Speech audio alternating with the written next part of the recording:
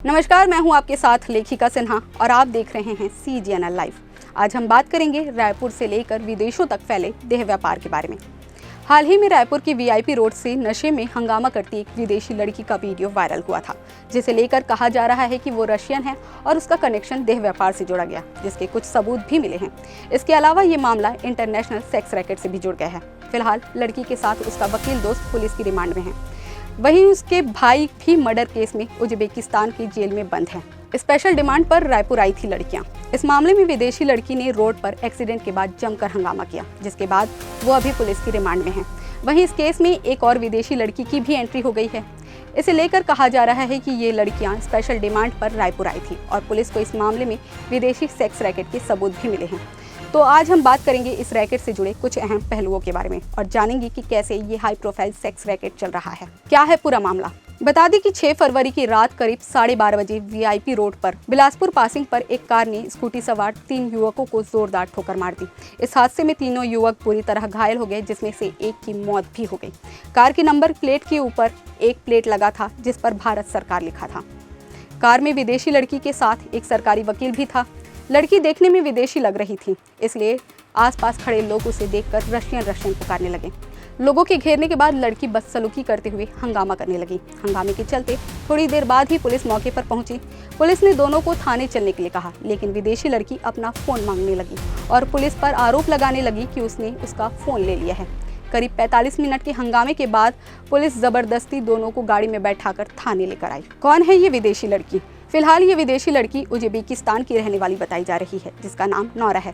उसके पति की मौत हो चुकी है और उसका एक 4 साल का बच्चा भी है। भारत आने से पहले उसने अपने बच्चे को अपनी दादी के पास छोड़ा है। नौरा के गिरफ्तार होने के बाद उसके घर वालों को इसकी सूचना भी दी गई और वो पुलिस से पूछताछ में आर्थिक मजबूरी के चलते देह व्यापार से जुड़ने की बात कह रही है।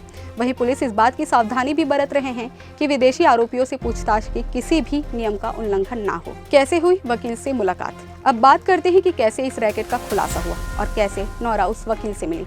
तो बता दें कि 31 जनवरी को वकील के दलाल के जरिए नौरा से मुलाकात हुई। नौरा 20 जनवरी को टूरिस्ट वीजा पर उज्बेकिस्तान से मुंबई आई थी और 30 जनवरी को रायपुर पहुंची, जिसके बाद 31 जनवरी को उसकी वकील के साथ दलाल के माध्यम से पहली मुलाकात हुई। दोनों साथ में VIP रोड स्थित एक होटल में रुके थे। वहीं हादसे वाली रात ये दोनों की दूसरी मुलाकात थी और पुलिस को उस रात वकील के बैंक अकाउंट से नौरा के अकाउंट पर 2 बार 27 हज़ार का ट्रांजैक्शन भी मिला। कौन है दूसरी लड़की? अब बात करें इस केस में सामने आई दूसरी लड़की की, तो वो नौरा की ही दोस्त है।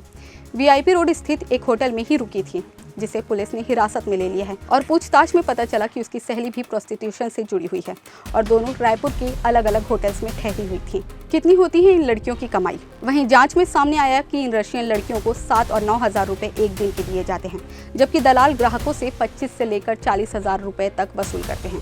रशियन लड़कियों के आने जाने और होटल में ठहरने का खर्चा दलाल करता है।